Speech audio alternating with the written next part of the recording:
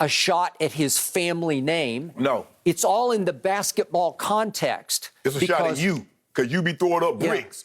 And to your point, this man makes $44 million, scheduled to make $47 million next year, the highest paid Los Angeles Laker, a team that preseason was the odds-on favorite to win the whole thing. Right. And Russ's childhood dream has become his worst nightmare, to your point, because for the first time in his career, he found himself in the spotlight coming off a premiere that dropped just before the season started, in which he had his own Life and Times documentary made by Deepak Chopra. Remember, LeBron went to the premiere out here in Los Angeles.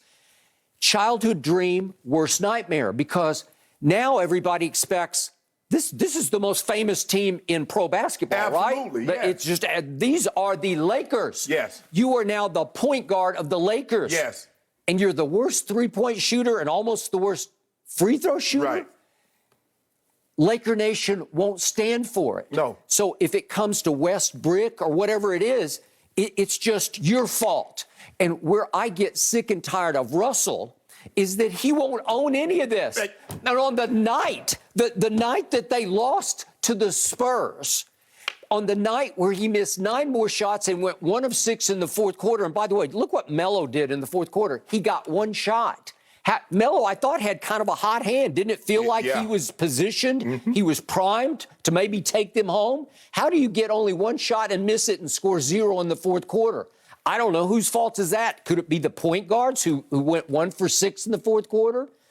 My point is, in the end, he won't own any of this. This is the ultimate blame deflection right after this game. It's the fans' fault. Y'all be smirching my name, but I'm playing Don't look bad. at me. It's your fault. It's my fault. It's Twitter's fault. Really? Skip, you was covering, I don't know if you was covering the Lakers then. You remember when Magic Johnson dribbled the clock out? I do. Tragic Johnson. That's what he became. That's what the headlines were in L.A. Yep. He had to live with that for however months the offseason was. Everywhere he went in 85, until guess what he did? He won the title. And then he followed it up again in 87 and 88 when he won the MVP. And then guess what? There was no more tragic.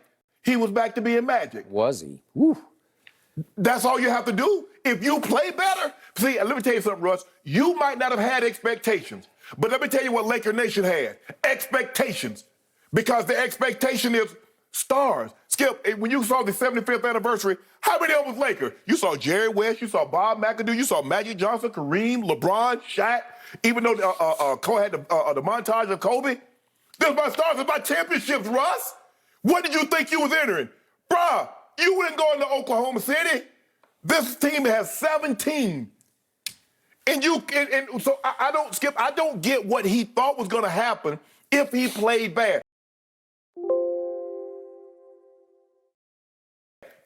Probably didn't think he would play this bad.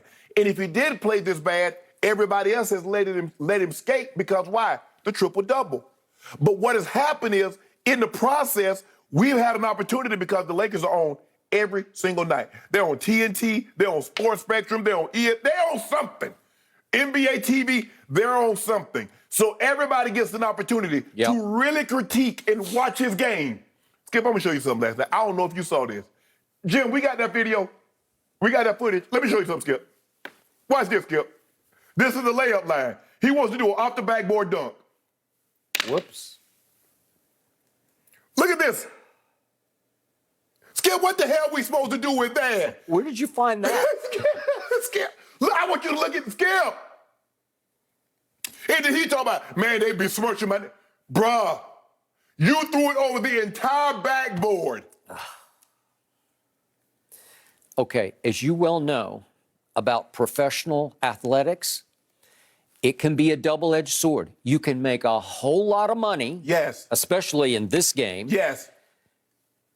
And you can find all kinds of fame and fortune, and yet it can be a double-edged sword. Yes. Because if you don't perform, you are in the harshest spotlight. Yes. And it goes with the territory that the criticism will be just as vocal as the adoration. Yeah.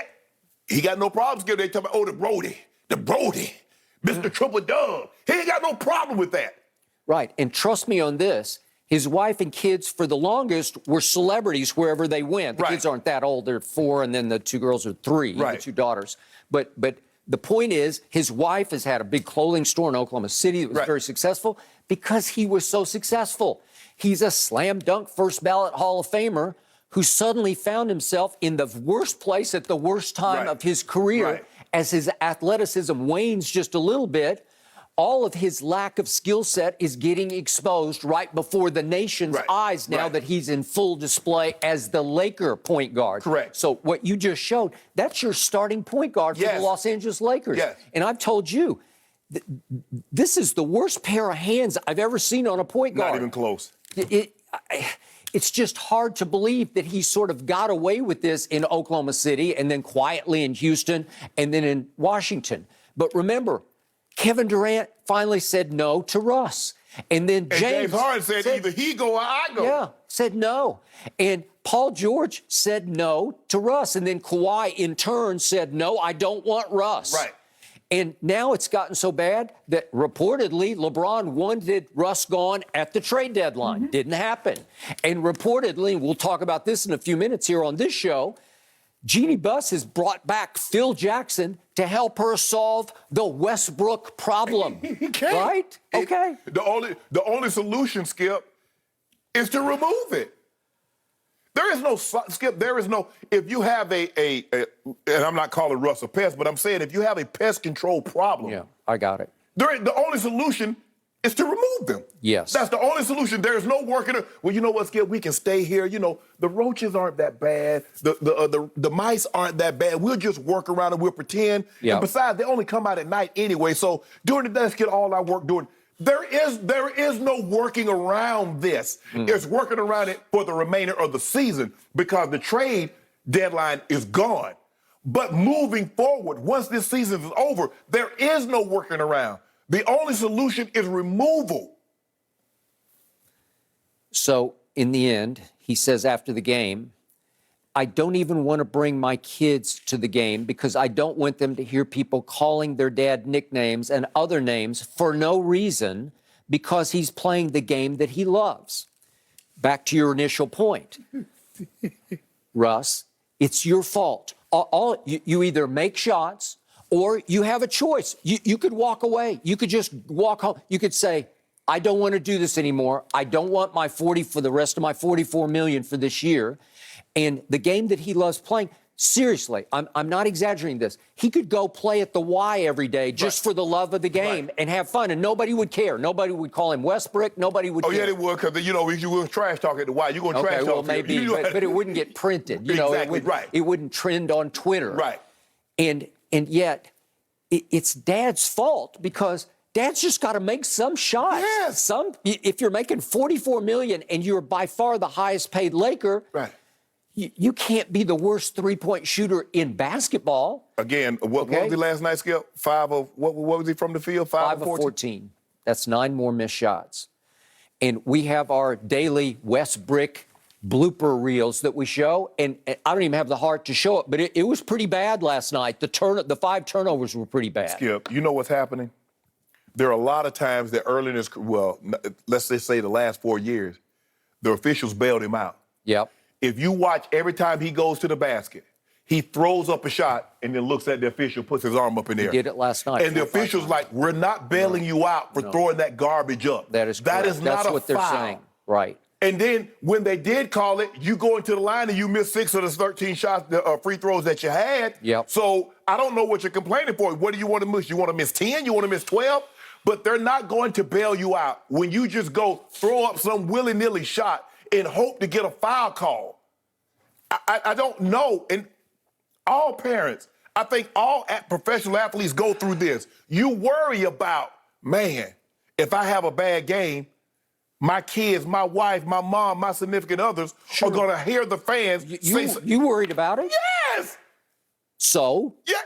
Don't have a bad game? Play better. Skip, you're going to have a bad game. But damn, you can't have 25, 30, 40 bad games in a 62, 63 game season thus far. Especially when you were the favorite coming in. Yes. Whew.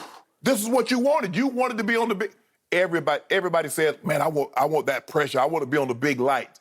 Everybody is not equipped. Some people can perform on Broadway, and some people are better served at playing at the YMCA. Yep. Now, I'm not saying OKC is the YMCA, Skip, but there's a different level of expectations I agree. when you play with the Thunder as opposed to playing with the Lakers. Especially after KD left. Yes. Now it's like all bets were off. There's no expectation. And he went 4 or 5 years averaging a triple-double. Right. And it made him a super-duper